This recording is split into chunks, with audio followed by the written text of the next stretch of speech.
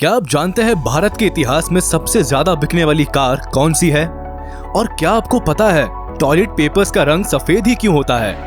क्या आपने इस आइसक्रीम के बारे में कभी सुना है जो कभी पिघलता ही नहीं? क्या आपको मालूम था कि संघाई के आसमान में एक QR कोड उड़ता है? और क्या आपने एक ऐसे जगह के बारे में सुना है जहां ऊंटों के लिए ट्रैफिक सिग्नल बनाया गया है? आज हम आपके लिए लेकर आए हैं 12 ऐसे ही इंटरेस्टिंग और दिमाग को हिला देने वाले फैक्ट्स, जिन्हें देखने के बाद आप विश्वास ही नहीं कर पाएंगे कि ऐसा सचमुच होता है। तो चलिए शुरू किया जाए। Fact number 12। भारत में अलग अलग समय पर अलग अलग कार्स को लेकर खूब क्रेज रहा है, पर क्या आप उन चुनिंदा 5 कार्स के बारे में जानते हैं जो भारत के इतिहास में अब तक की सबसे ज्यादा बिकने वाली कार्स है? चलिए हम आपको बताते हैं। सबसे ज्यादा बिकने वाली कार्स की सूची में 5वां नंबर आता है Hyundai Santro का। इस गाड़ी की अब तक 13 लाख से ज्यादा यूनिट्स बिक चुकी है। नंबर 4 पर आती है टाटा इंडिका। पूरे भारत में इस गाड़ी की अब तक 15 लाख से ज्यादा यूनिट सेल हो चुकी है। नंबर 3 पर कायम है मारुति सुजुकी 800। 27 लाख से ज्यादा बिक चुकी इन गाड़ियों ने एक समय भारत में कार बिक्री की एक नई क्रांति ला दी थी। 28 की हो गई है कमो। मारुति 800 मांगते हैं दहेज में। आज भी ये कार स्पेशल बनी हुई है। नंबर 2 पर आती है मारुति ऑल्टो। एक समय ये भारत की सबसे स्टाइलिश कार मानी जाती थी। इस गाड़ी की अब तक 39 लाख से ज्यादा यूनिट्स बिक चुकी है। अब आप जिस कार का बेसब्री से इंतजार कर रहे हैं उसकी बात करते हैं। नंबर 1 पर आती है हिंदुस्तान एम्बेसडर। ये कार भारत की पहली 4 व्हीलर्स में से एक मानी जाती है। इंडिया के सारे रीजन्स में ये समान रूप से फेमस हुई थी। The king of Indian roads मानी जाने वाली ये कार 2005 के बाद से भारतीय सड़कों पर दिखाई नहीं दी। इस गाड़ी की अब तक 40 लाख से ज्यादा यूनिट्स बिक चुकी है। ये नेशनल बेस्ट सेलर कार भी मानी जाती है। Fact number 11। डॉल्फिन मछली के बारे में तो आपने जरूर सुना होगा, पर क्या आप इस फिश के बारे में एक इंटरेस्टिंग फैक्ट जानते हैं कि ये मछली पानी में 7 से 8 मिनट तक अपनी सांस रोक सकती है? और क्या आपको पता है ये मछली एक आंख खोलकर भी सो सकती है ना अद्भुत मछली। Fact number 10।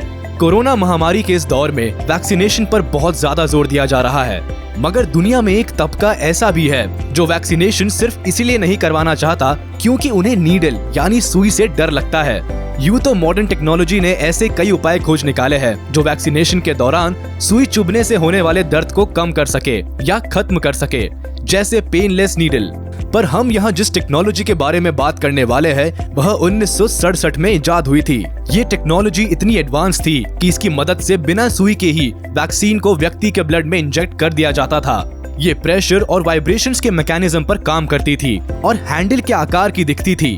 खैर, अफसोस की बात है कि बहुत ही जल्द ये टेक्नोलॉजी डिब्बा बंद हो गई। इसका मुख्य कारण था कि एक तो ये टेक्नोलॉजी बहुत महंगी पड़ती थी और दूसरा इसमें वैक्सीन बहुत ज्यादा मात्रा में वेस्ट होती थी।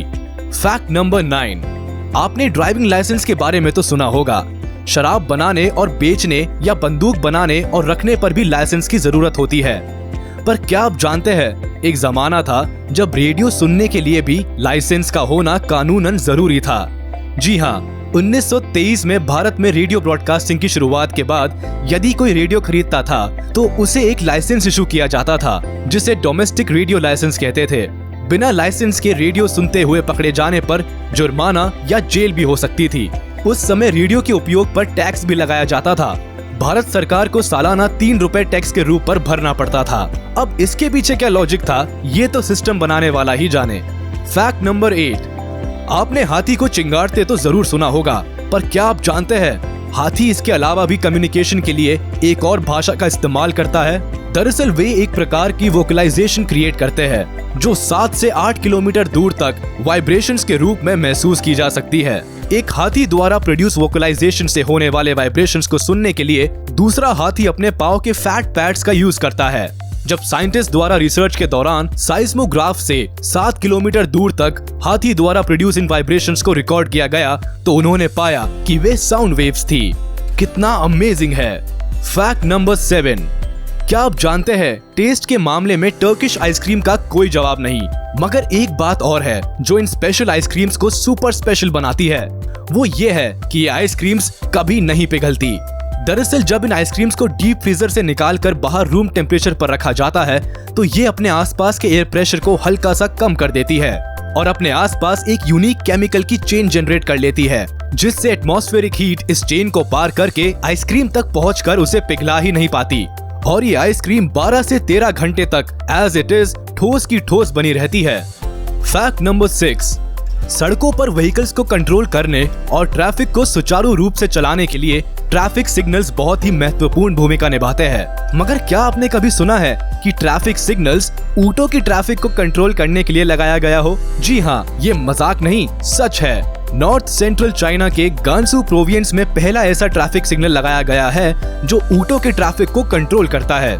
दरअसल इस जगह पर सबसे फेवरेट टूरिस्ट अट्रैक्शन है कैमल राइडिंग, इसीलिए यहाँ ऊँटों की संख्या बहुत ज्यादा है। साथ ही टूरिस्ट की संख्या भी बहुत ज्यादा हो जाती है। इस आपाधापी में लोगों के व्हीकल्स और ऊँट आपस में टकरा जाते हैं।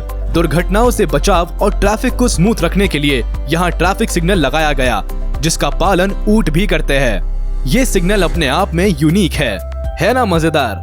फैक्ट नंबर 5, यदि आप क्रिकेट के बहुत बड़े फैन हैं, तो आपको ये बात बिल्कुल सामान्य लगती होगी कि खिलाड़ी हेलमेट पहनते हैं। ये सेफ्टी पॉइंट ऑफ व्यू से भी बहुत इंपॉर्टेंट है। मगर क्या आपको लगता है कि जब ये हेलमेट पहली बार यूज किया गया था तब भी ये बात इतनी ही नॉर्मल होगी? नहीं, तब तो क्रिकेट के गलियारों में हेलमेट एक बहुत अजीब घटना के रूप में चर्चित था। क्या आप जानते हैं क्रिकेट में पहला हेलमेट किसने पहना था? चलिए मैं बताता हूँ। पहला हेलमेट सन 1978 में ऑस्ट्रेलियन क्रिकेटर ग्राहम यालप ने पहना था, जब वे वेस्ट इंडीज के खिलाफ एक मैच खेल रहे थे। इसके बाद इंग्लैंड के क्रिकेटर डेनिस एमिस ने काफी समय तक इस तरह के हेलमेट को पहना था और फिर धीरे धीरे हेलमेट को क्रिकेट में पॉपुलैरिटी मिलने लगी। फैक्ट नंबर 4, चाइना की एक game development company Sai games ने अपनी वीडियो गेम्स को प्रमोट करने के लिए एक बहुत ही यूनिक आकाश मार्ग खोज निकाला। दरअसल उन्होंने 1500 ड्रोन्स को यूज करके शंघाई शहर के ऊपर आसमान में एक QR कोड का पैटर्न बना दिया। जब लोग इस QR कोड को अपने स्मार्टफोन से स्कैन करते थे तो उस कंपनी के वीडियो गेम का ऐप उनके स्मार्टफोन में ऑटोमेटिकली डाउनलोड हो जाता था। वाह, क्या यूनिक आइडिया है प्रमोशन का। फैक्ट नंबर 3, आपने चूहे और डॉग्स दोनों जानवरों को ही देखा होगा और आप ये भी जानते होंगे कि दोनों की साइज में जमीन आसमान का अंतर होता है। पर क्या आप ये जानते हैं कि कैपिबारा नाम की चूहों की एक खास नस्ल होती है जिनका साइज इतना बढ़ जाता है कि वे लगभग एक डॉग के बराबर हो जाते हैं। चूहों की ये स्पेशल नस्ल केवल साउथ अमेरिका में ही पाई जाती है और ये एक बहुत ही रेयर ब्रीड है।